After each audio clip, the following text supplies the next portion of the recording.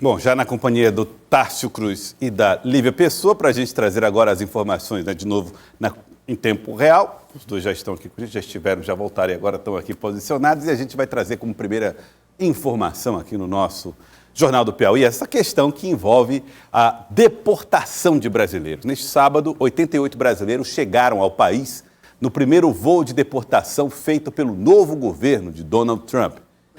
Eles tiveram que passar a noite no aeroporto lá de Manaus, devido a problemas com o avião em que estavam, e depois foram levados por uma aeronave da FAB, né, da Força Aérea Brasileira, para o estado de Minas Gerais. Você está vendo aí as imagens do SBT, e a FAB foi acionada para garantir a segurança e o transporte adequado dos deportados, que chegaram com algemas nos pés e nas mãos, e gerou uma grande polêmica em torno desse modelo adotado da deportação pelos Estados Unidos. O Ministério da Justiça intercedeu para que as algemas fossem retiradas antes da viagem para o Aeroporto Internacional de Belo Horizonte, em Confins.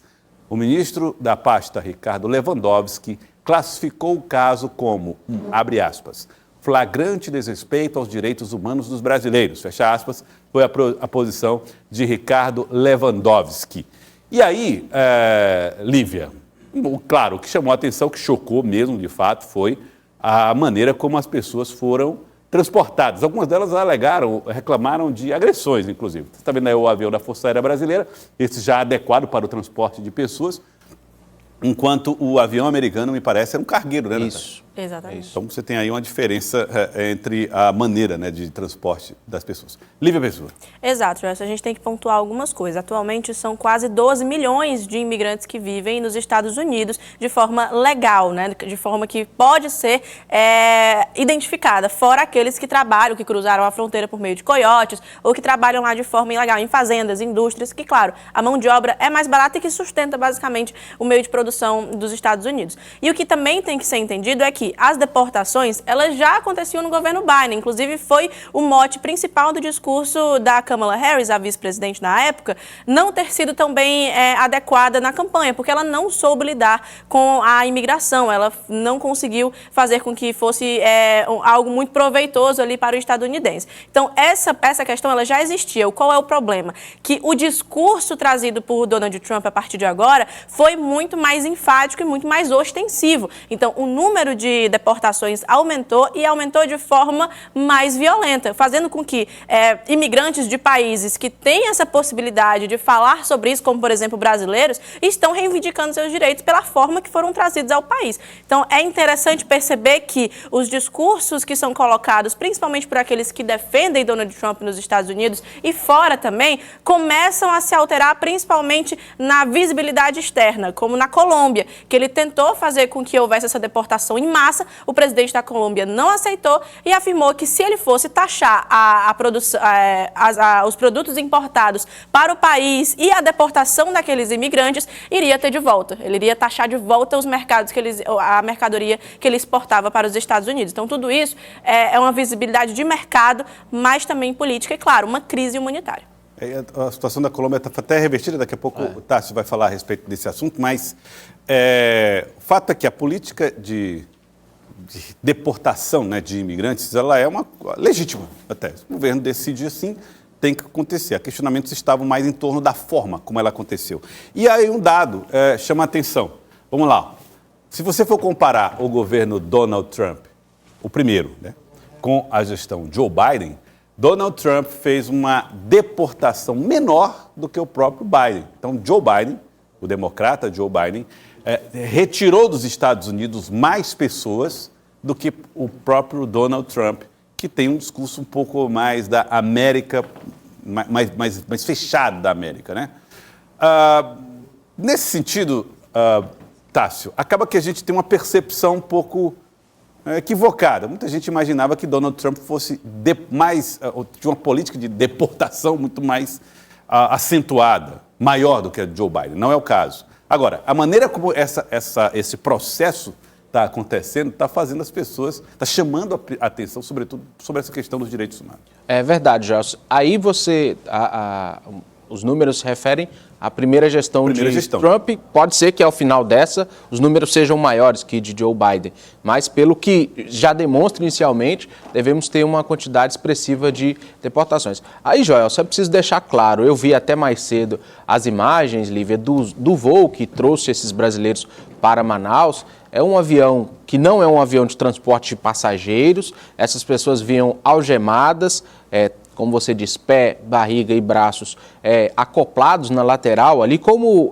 soldados são transportados, por exemplo, em alguma mobilização de guerra. Por isso a população reclamando, alguns alegam que teriam sido agredidos, ficado por até 50 horas aguardando para esse envio. É fato que eles estão cometendo um crime, estando irregular em um outro país. Porém, a forma como essa deportação está sendo feita é o que está sendo criticado. E outro ponto importante, Joel, se você falava da Colômbia, Donald Trump decidiu não taxar a Colômbia, decidiu voltar à sua decisão, que ele já havia determinado, e entraram sim ali em um certo consenso com a Colômbia, o governo colombiano se rejeitando a que essas pessoas fossem também, tivessem seus direitos interrompidos ali ou agredidos. Então, por isso, precisamos deixar claro qual vai ser o número de Trump ao final deste governo, mas algumas medidas já foram executadas, por exemplo, o estado de emergência na fronteira com o México é outra medida que evita com que esses imigrantes ilegais entrem na América, é a política protecionista que ele prometeu durante a campanha e que ele começa a executar.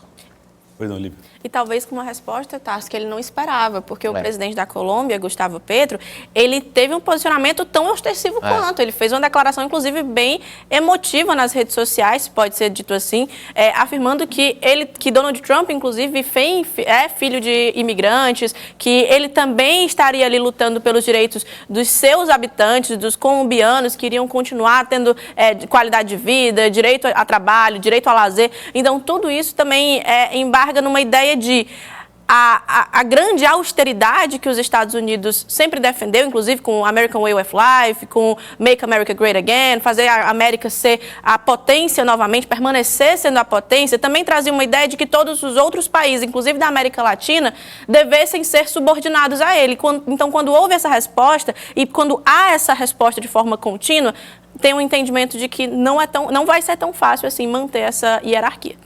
Agora a Colômbia deu uma recuada, né?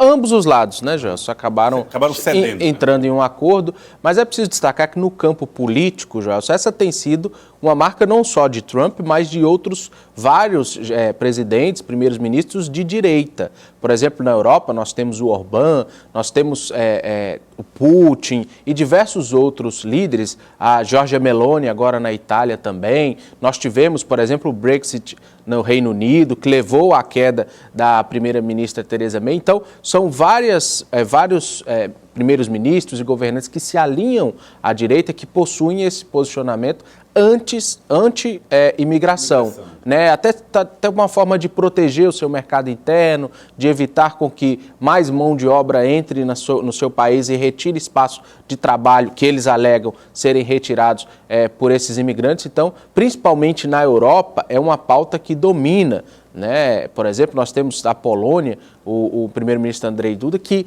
a Polônia é um país de imigrantes praticamente, e ele tem uma política bem incisiva contra a imigração. Então é algo que a gente, nesse espectro político, observa também essa resistência à imigração, principalmente por governantes da direita. É uma pauta bem característica. E como tem muitos grandes países hoje administrados pela direita, a gente vê como é que essa política está ganhando, escalando, né? Aumentando. Assim. E o que se questiona principalmente é a forma como essas pessoas, por exemplo, no Reino Unido nós tivemos o Rishi Sunak, que enviou uma série de voos para a África, levando essas pessoas de volta, o que foi muito mal interpretado pela população. Então, claro, o governante tem direito de defender o seu mercado interno, sua autonomia, sua soberania interna. O problema é a forma como se constrói muitas vezes esse processo. Bom, vamos lá, vamos acompanhando, inclusive, né? Você vai acompanhando todas essas informações, essas análises aqui no nosso Jornal do Piauí.